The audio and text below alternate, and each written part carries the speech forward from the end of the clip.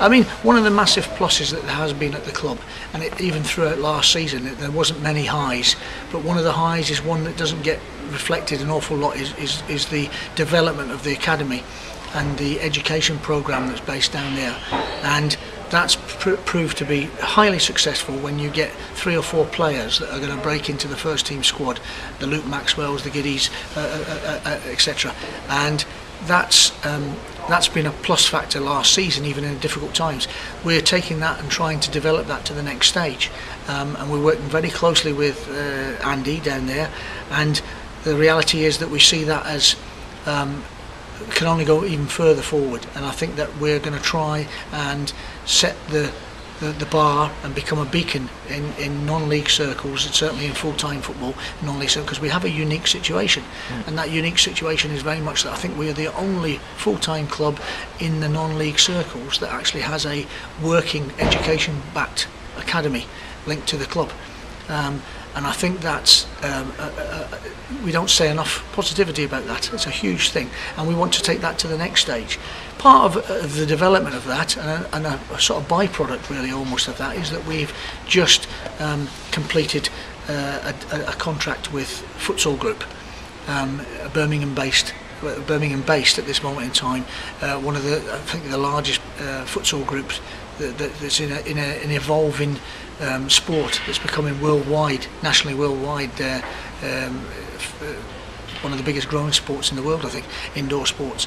And we've done a tie-up with them, which has a funding benefit to us, obviously, similar to the academy, but we see it more as another development for possibly a situation where you get everybody wants to aspire to be a top football player and earn lots of money, but unfortunately in most cases that doesn't always materialise. But from the education point of view, we want to try and encourage people to be involved in the business of football, and they can do that through the football in the academy, and then as an alternative and as a sort of byproduct really through futsal as well.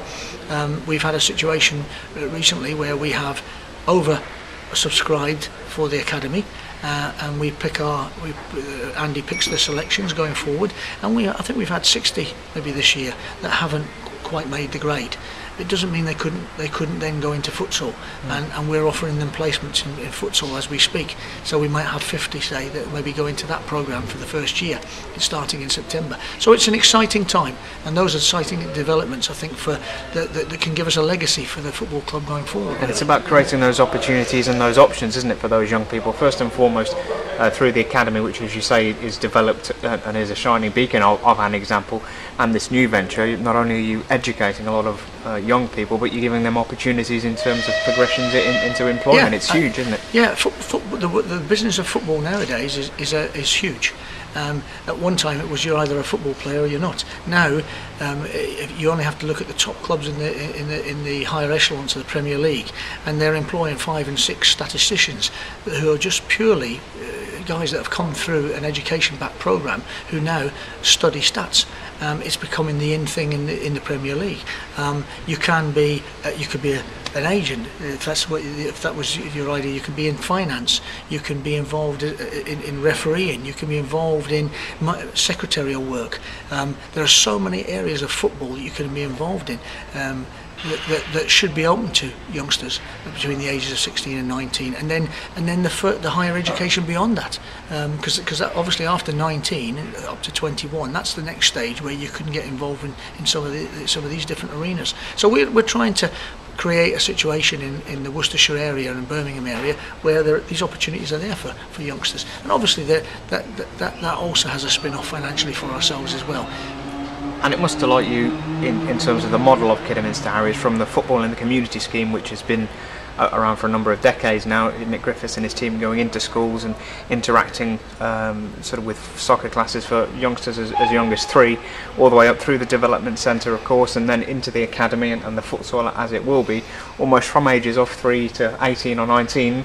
There's a pathway through, isn't there? Exactly, and I think you described it very well, Matt.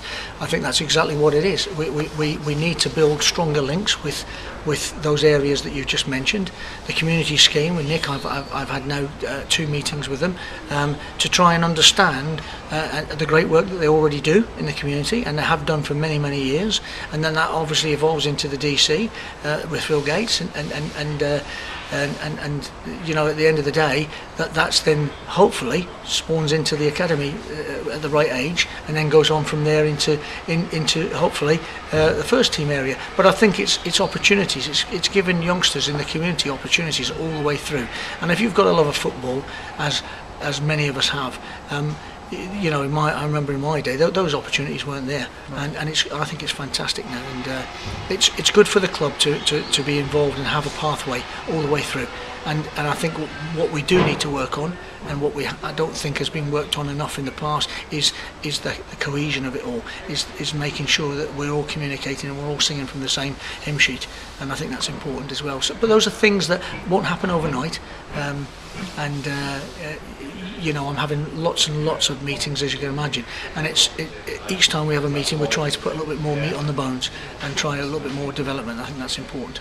And purely from a footballing point of view, obviously as a football chairman, now you've been a football manager for many years, purely from that footballing background, how priceless is it, the fact that you've got this established academy now, which, without putting pressure on it, has the ability to almost find you 2 or 3 players a season that are capable at least to go into a first team training environment, for instance, and really look the part there and look at home. It's massive, isn't it? I think from the obvious one being that you actually end up with a product, the product, which in normal circumstances, and all my time involved in non-league football, as a management point of view, if you can recruit 1, that is a huge success. To get 2, 3, 4, which has been the result of this last year from the academy, is absolutely amazing, and says an awful lot about what they're achieving there. But what it does, it gives kids an aspiration situation. They see that happening, and I think it's important that we embrace that, and we actually have a roll of honour, and it's something that I think that I want to try and evolve. We create a roll of honour situation where down at the academy, at that final piece of the jigsaw where they've got that chance to develop on, is that there are names on there of people that have achieved, and that's what we're going to create, because they are the ones that you're aspiring to. But no, without doubt, Kidderminster Harriers as a club, I think, as I say, I used to say it was a beacon of a non-league club 10-15 years ago, and we need to try and get back to that. But without doubt, the future of this football club will be in the youth development. I think it's the nature of the game.